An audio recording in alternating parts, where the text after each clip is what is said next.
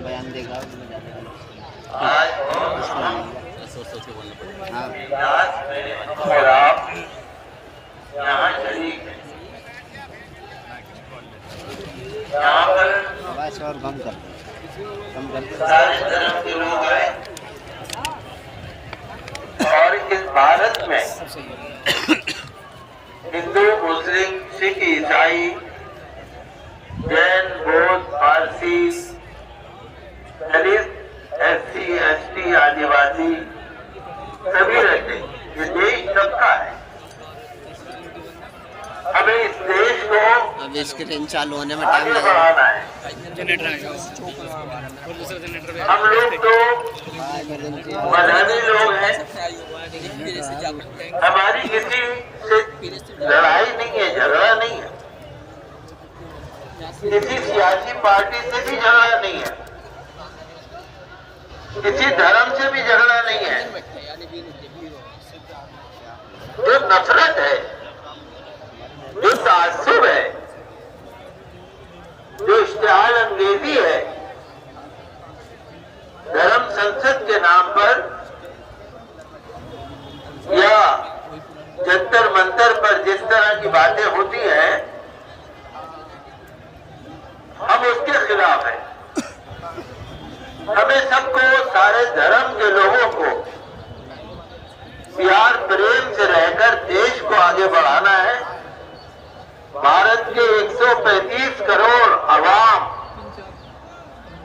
हर एक का इस देश की आजादी में, इस देश को आगे बढ़ाने में हमारा सबका हिस्सा है, योगदान है। हमें और आपको नफरत के खिलाफ खड़ा होना है।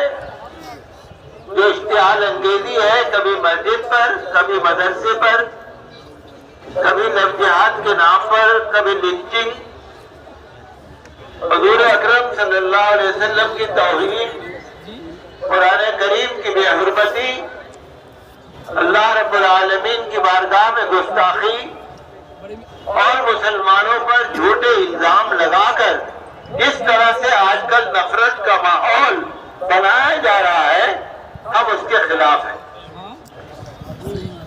मैं एक बात यही कहूंगा आपसे कि भारत का संविधान, भारत का आईन हमें इजाजत देता है कि पुरअमन तौर पर हम आवाज उठाएं। जमीयत उलमाए हिंद ने आज इस इजलास को करके बहुत बड़ी जरूरत को पूरा किया है। यहाँ के भारत के जितने भी लोग हैं और दूसरे धर्म के हमारे भाई हैं, सब लोग एक होकर देश में जो नफरत फैलाई जा रही है, हमें इसके खिलाफ आवाज उठाने की जरूरत है। हम देश के साथ हैं। हम यही कहेंगे, सारे जहां से अच्छा हिंदुस्तान हमारा, ये हिंदुस्तान हमारा है, ये सबका है, पूरे देश का है।